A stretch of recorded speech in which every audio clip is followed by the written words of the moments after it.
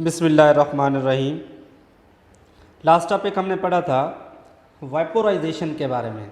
वाइपोराइजेशन एक ऐसा अमल है कि जिसमें किसी भी लिक्विड को जब हम उसके बॉयलिंग पॉइंट तक लेकर जाते हैं तो वो अपनी स्टेट को तब्दील कर देता है, वो लिक्विड से गैसेस फॉर्म में आ जाता है।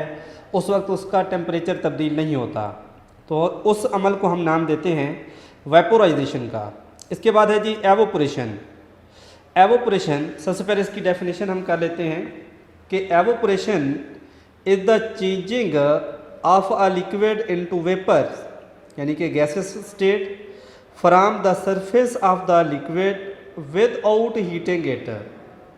एवोपरेशन एक ऐसा अमल है कि जब हम किसी भी लिक्विड को गैसियस फॉर्म में या वेपर में तब्दील करते हैं विदाउट हीटिंग इट, उसको गर्म किए बगैर, उसको हीट अप किए बगैर, जब भी किसी लिक्विड को हम तब्दील करते हैं उसकी वेपर फॉर्म में, गैसेस फॉर्म में, तो उस अमल को नाम दिया जाता है एवोपरेशन का।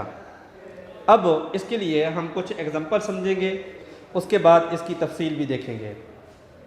वो कहते हैं कि जब भी हम, इस पैराग्राफ में बताया हुआ है कि अगर हम किसी एक डिश के अंदर या किसी एक प्याले के अंदर कोई भी चीज़ है, उसके अंदर जब हम पानी लेते हैं, तो जब हम पानी को रख लेते हैं उसकी थोड़ी देर के बाद, अगर हम धूप में भी रख लें, थोड़ी देर के बाद या तो पानी की सतह हमें कम नज़र आएगी या जो वो पानी उसके अंदर आपने रखा हुआ है वो गायब हो जाएगा। ऐसा क्यों हुआ? ऐसा इस वजह से हुआ, वो कहते हैं कि molecules of the water are in constant motion and possesses kinetic energy.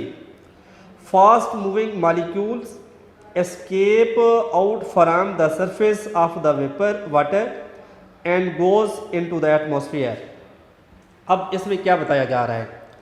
वो कहते हैं कि ये जो पानी गायब हो गया था उस डिश में से, वजह ये बनी कि जो वाटर के मॉलिक्यूल्स हैं मुसलसल मोशन में हैं, और कोई भी चीज़ जब मोशन में होती है तो उसके अंदर किनेटिक एनर्जी होती है, तो इसकी ज़्यादा किनेटिक एनर्जी होने की वजह से ये जो वाटर के मॉलिक्यूल्स हैं वो बाहर खारिज हो जाते हैं, एटमॉस्फेयर में चले जाते हैं।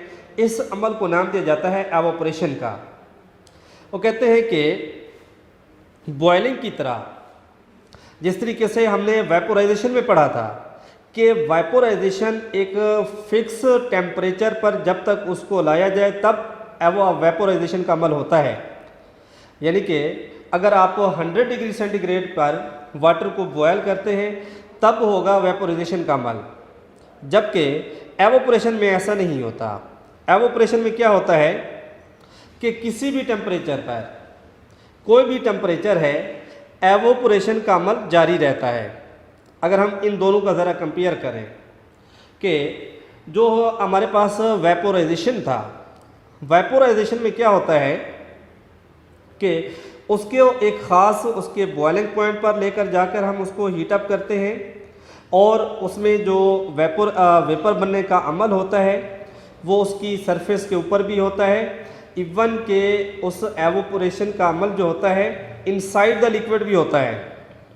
यानी कि अगर हम देखें, जब हम पानी को बॉयल करते हैं तो वेपोराइजेशन का अमल हमें उसकी सरफेस के अंदर से भी दिखाई देगा।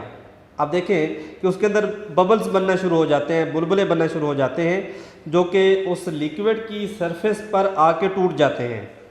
इसका क्या मतलब हुआ कि वेपोराइजेशन के अंदर जो वेपर बनने का अमल है, गैसियस स्टेट में बदलने का अमल जो है, वो ऊपर वाली सरफेस पर भी होता है और इनसाइड द लिक्विड भी होता है, दोनों साइड पर। उसको आप बबल की फॉर्म में दे सकते हैं, जबकि एवोपरेशन में ऐसा नहीं होता, उसकी ऊपर वाली सरफेस से ही होता है। यहाँ पर एक क्वेश्चन अराइज होता है कि evaporation plays an important role in our daily life. Wet cloth, ये एक शॉर्ट क्वेश्चन है कि wet cloth dry up rapidly when spread, evaporation cause cooling, why. यहाँ पर दो क्वेश्चन हैं। वो कहते हैं कि जब भी हम गीले कपड़ों को फैला देते हैं वो जल्द खुश्क क्यों हो जाते हैं। और दूसरा ये सवाल पूछा गया है, क्या ये जो एवोपोरेशन का अमल है ठंडक होने का या कूलिंग का सबब भी बनता है या नहीं बनता।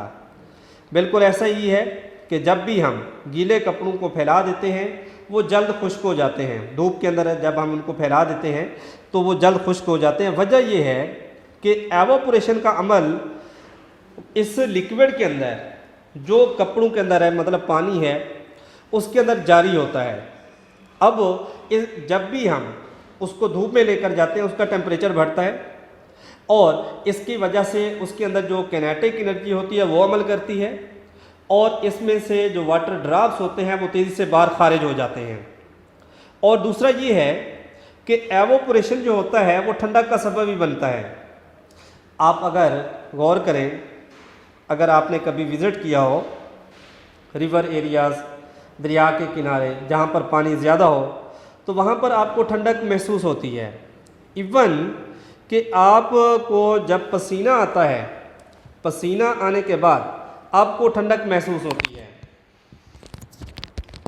यानी कि पसीने का आना भी, यानी कि ये एक तरह से हमारे इंटरनल बॉडी के अंदर जो लिक्विड होता है, मतलब पानी वगैरह, वो खारिज होता है और उसके निकलने की वजह से हमारा जिस्म जो होता है वो ठंडा रहता है। मतलब ये सारा अमल एवोपोरेशन का वजह बनता है किसकी, ठंडक होने की। अब एवोपोरेशन जो होता है वो 4 फैक्टर्स हैं, टेम्परेचर, सरफेस एरिया और इसके अलावा विंड है, नेचर ऑफ द लिक्विड, इस पर भी डिपेंड करता है। सबसे पहले आते हैं टेम्परेचर पर। वो कहते हैं, यहाँ पर दोबारा क्वेश्चन पूछा गया कि why wet clothes dry up more quickly summer than in winter. वो कहते हैं कि जो गीले कपड़े होते हैं वो सर्दियों के मुकाबले में गर्मियों में जल्द खुश्क हो जाते हैं। क्यों खुश्क हो जाते हैं, वजह क्या है इसके पीछे। वो कहते हैं कि जितना टेम्परेचर ज़्यादा होगा, at high temperature more molecules of the liquid moving with high velocities, कि अगर टेम्परेचर ज़्यादा है, हमने पढ़ा हुआ है कि जो मॉलिक्यूल्स की मोशन होती है उसको हम तेज़ भी कर सकते हैं, या तो उसको इलेक्ट्रिक करंट के ज़रिए से या किसी भी चीज़ को गर्म करने से। गर्म करने पर टेम्परेचर बढ़ता है, जब टेम्परेचर बढ़ेगा तो मॉलिक्यूल्स की रफ़्तार जो है वो बढ़ जाती है और इस वजह से अगर मॉलिक्यूल्स की रफ़्तार बढ़ेगी तो उसके अंदर बहुत ज़्यादा किनेटिक एनर्जी आ जाएगी। किनेटिक एनर्जी की वजह से जो वाटर ड्रॉप्स हैं वो वेपर की शक्ल इख्तियार कर लेते हैं, बुखारात बन जाते हैं।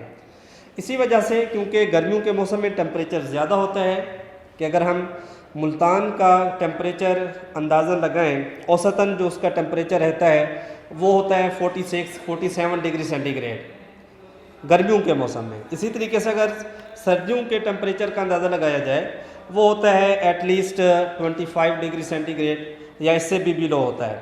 तो इसका क्या मतलब हुआ कि जब टेम्परेचर ज़्यादा होगा, हाई टेम्परेचर होगा, तो उसमें मॉलिक्यूल की रफ्तार उतना ज़्यादा होगी, किनेटिक एनर्जी उतना ज़्यादा वो गेन करेंगे और वेपर बनने की तादाद या मिकदार या क्वांटिटी उतना ही ज़्यादा होगी। सर्दियों में टेम्परेचर कम होने की वजह से उसके जो वेपर होते हैं वो भी क्या होते हैं, कम बनते हैं। इसके बाद आते हैं दूसरे फैक्टर पर, वो है जी सरफेस एरिया। सरफेस एरिया, यहाँ पर भी एक क्वेश्चन पूछा गया है, why water evaporates faster when spread over a large area. वो कहते हैं कि उस वक्त पानी जो होता है, वाई वाटर एवोपोरेट्स फास्टर, जब हम उसको खुले एरिया पर फैला देते हैं वो ज़्यादा तेज़ी के साथ क्यों एवोपोरेट होते हैं। उसकी वजह यह है कि large is the surface area of the liquid, greater number of the molecule है the chance to escape from the its surface. साफ ज़ाहिर है जब खुली जगह होगी वहाँ पर मॉलिक्यूल्स को मूव करने की जगह ज़्यादा मिलती है, वहाँ उसकी जो मूवमेंट होती है वो ज़्यादा तेज़ हो जाती है, किनेटिक एनर्जी उनको ज़्यादा मिलेगी। तो जो तंग जगह है वहाँ पर मॉलिक्यूल्स को मूव करने की इतनी जगह नहीं मिलती, इस वजह से वो ज़्यादा तेज़ी के साथ मूव नहीं कर सकते। मिसाल के तौर पर जब आप एक बकेट में पानी डालते हैं और उसके मुकाबले में आपने ज़मीन के ऊपर पानी को फैलाया हुआ है, तो आप खुद भी अंदाज़ा लगा सकते हैं कि बकेट जो होती है उसमें जो सरफेस एरिया होता है वो कम होता है, उसमें मालिक्यूल्स को मूव करने की जगह भी कम मिलती है।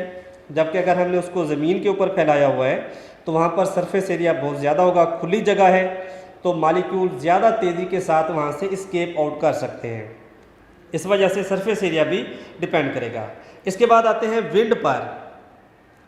Wind blowing over the surface of the liquid sweeps away the liquid molecules that have just escaped out. This increase the chance of liquid molecules to escape out.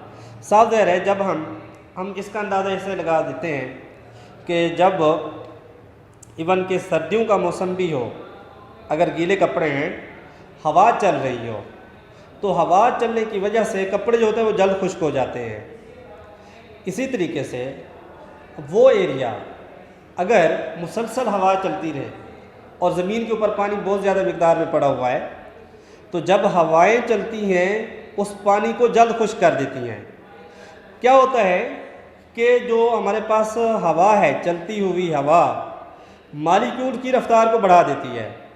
Moving जो molecules होते हैं उसकी रफ़्तार को बढ़ाएंगे, तेज़ी के साथ मूव करेंगे, और जब वो तेज़ी के साथ मूव करेंगे उसके पास किनेटिक एनर्जी बहुत ज़्यादा आएगी, जिसकी वजह से वो ज़्यादा जल्दी से एस्केप आउट कर जाएंगे। इसके बाद लास्ट पर आते हैं नेचर ऑफ द लिक्विड पर।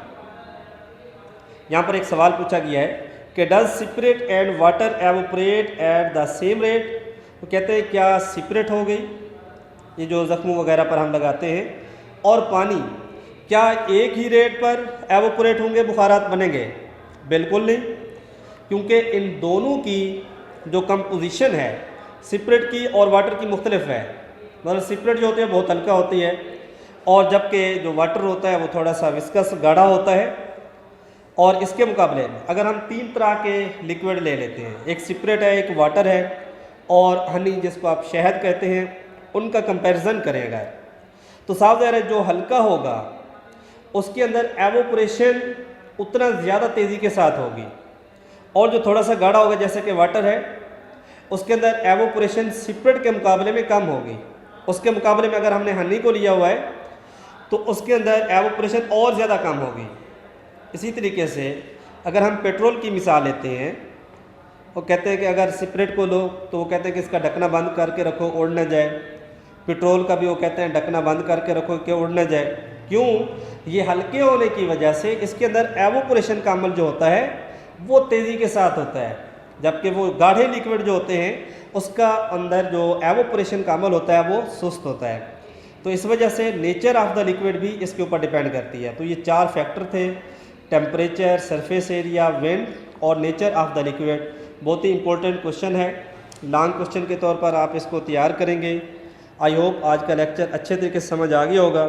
इसके हवाले से कोई भी क्वेश्चन हो तो आप पूछ सकते हैं। शुक्रिया।